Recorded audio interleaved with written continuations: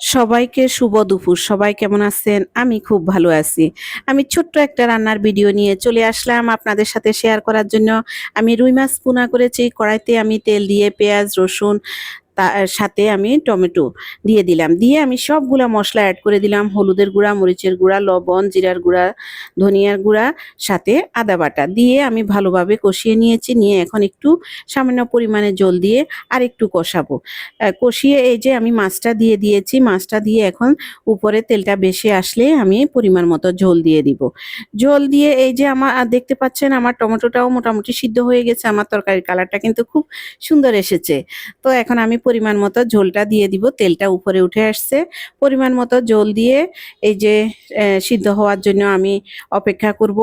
আর সাথে আমি ধনিয়া পাতা, কাঁচামরিচও কেটে রেখেছি, সেটাও অ্যাড করে দিব। এই যে দেখেন আমি পরিমাণ মতো ঝোলটা দিয়ে দিলাম।